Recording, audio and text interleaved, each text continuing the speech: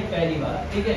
दूसरा और क्या, हाँ 3 पे, लेकिन ये बता रहे हैं कि जो लगेगा राष्ट्रपति पर कब लगेगा, संविधान का उल्लंघन करने पर, संविधान का उल्लंघन करने पर।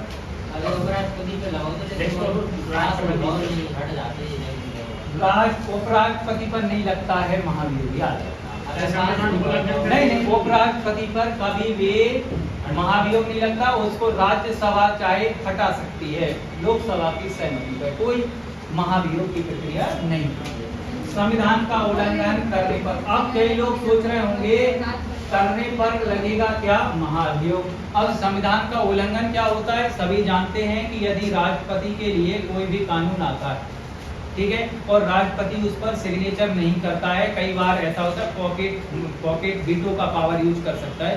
वीटो क्या होता है कि कोई भी कानून आता है तो राष्ट्रपति उसको अपनी पॉकेट में रख सकता है, ठीक है। और दूसरी बार यदि सदन से पास होकर आता है और राष्ट्रपति के पास आता है तो राष्ट्रपति को मोहर लगाना ही पड़ेगा। यदि फिर भी नहीं लगाता है तो ये संविधान का उल्लंघन होगा।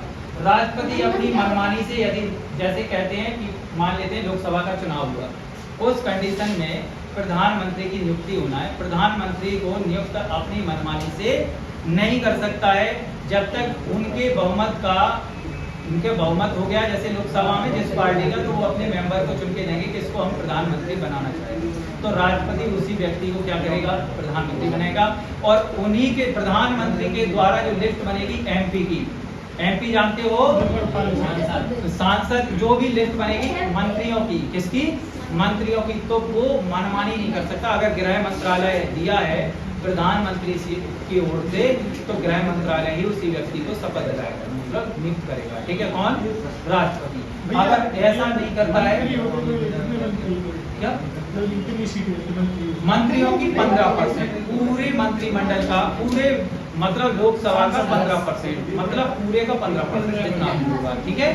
और दिल्ली में 10% मंत्री बनाए जाते हैं, दिल्ली में, मतलब दिल्ली की विधानसभा में 10% मेंबर मंत्री बन सकते हैं। यदि दिल्ली में 60 सीट हैं तो 10 ही व्यक्ति कैबिनेट मंत्री बनेंगे। 60 है तो 6 होंगे, 10%, हाँ 6 व्यक्ति हैं, 10%, ठीक है, विधानसभा की। लेकिन 70 सीटें हैं, कितनी सीटें हैं, 70 सीटें हैं, याद रखना, वहां पे दिल्ली में। अब ये पॉइंट समझ में आया कि संविधान का उल्लंघन करने पर महाभियोग लगाया जाएगा। महाभियोग की प्रक्रिया 61 आर्टिकल पे है, और महाभियोग कहां से दिया गया है, USA, United state of America. अब देखो, जब भी महाभियोग, पॉइंट टू पॉइंट लिख रहे हैं, समझ लेना, अपनी भाषा में लिख लेना। महाभियोग लगाने से पहले राष्ट्रपति को 14 दिन पहले नोटिस देना पड़ेगा। राष्ट्रपति को 14 दिन पहले लिखित सूचना देनी पड़ेगी। मतलब क्या है कि राष्ट्रपति को बताना पड़ेगा कि हम तुम्हारे खिलाफ महाभियोग ला रहे हैं। तो राष्ट्रपति को 14 दिन इसलिए दिए जाते हैं कि वो बोल सके, अपना मत रख सके कि किस कारण से मुझे, मतलब महाभियोग के आधार पर हटाया जा रहा है, ऐसा समझ गए ना। कितने दिन पहले बताना पड़ेगा, 14। और इसमें बता दे रहे जिस समय लिखित सूचना होगी, इसमें कितने मेंबर होंगे, 1/4 मेंबर के सिग्नेचर होंगे, 1/4 सदस्यों के हस्ताक्षर होंगे। क्या बात समझ रहे ना, सभी मेंबर का 1/4, हाँ समझा। तीन लोग बैठे, 1/3 अब 1/4 समझा रहे हैं। मान लीजिए एक कुल सदस्य हैं 543 लोग। जिस भी सदन में आएगा, जिस भी सदन में, देखो 2 महाभियोग किसी भी सदन में लाया जा सकता है, चाहे राज्यसभा हो चाहे लोकसभा हो, समझ रहे ना, चाहे राज्यसभा हो चाहे लोकसभा हो, दोनों में से किसी में भी ला सकते। अब हमने कहा 1/4 का मतलब होता है कुल सदस्यों का 1/4। 4 का भाग दे दो 4 को भाग आउट के ना आउट 4 एकम 4 तीन 4 तीन मतलब 1 से 34 मान लेते हैं 1 से 34 मेंबर के सिग्नेचर होंगे। समझ गए कितने होंगे 1 से 34 सदस्यों के सिग्नेचर होंगे। इस बात को समझ गए। और याद रखना जिस सदन से समझ रहे ना बात को समझ पा रहे हैं नहीं ना जिस भी सदन में लाएंगे उसके 1/4 सदस्यों के हस्ताक्षर होना अनिवार्य है। ठीक है। दूसरी बात सदन किसी भी सदन में इसे लाया जा सकता है चाहे लोकसभा हो चाहे राज्यसभा। हम राज्यसभा से नहीं लोकसभा से बता रहे हैं। मान लेते लोकसभा में महाभियोग की प्रक्रिया हुई तो इसके 2/3 क्या बोले 2/3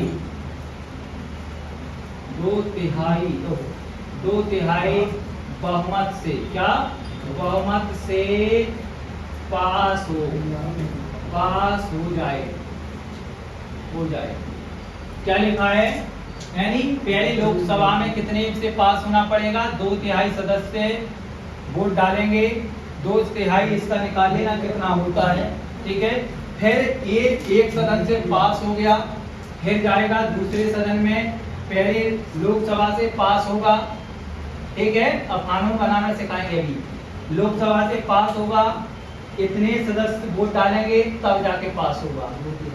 कितने वोट डालेंगे 2/3 तो जानते हो यानी इसका 2/3 निकाल देना यानी 543 का 2/3 यानी 3 दूनी 6 4 दूनी 8 5 दूनी 10 3 का भाग दे देना जितना आए उतने सदस्यों के वोट होना चाहिए।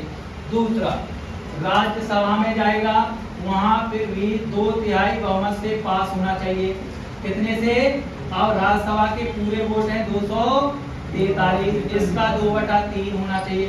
जब ये दोनों से पास हो जाता है तब लेकिन इसमें राष्ट्रपति हस्तक्षेप नहीं कर सकता है। अब राष्ट्रपति का अधिकार नहीं है। ठीक है। इसके बाद ये पास हो जाता है क्या हो जाता है महाभियोग की प्रक्रिया क्या हो जाएगी पास।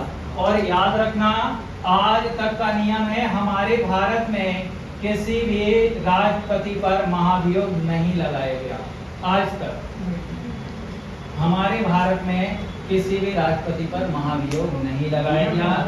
याद रखना भारत में आज तक किसी भी राष्ट्रपति पर महाभियोग नहीं लगाया। कौन भैया पूरी लंका में आग लग गई अब पूछ रहे लंका में आग किने लगाई।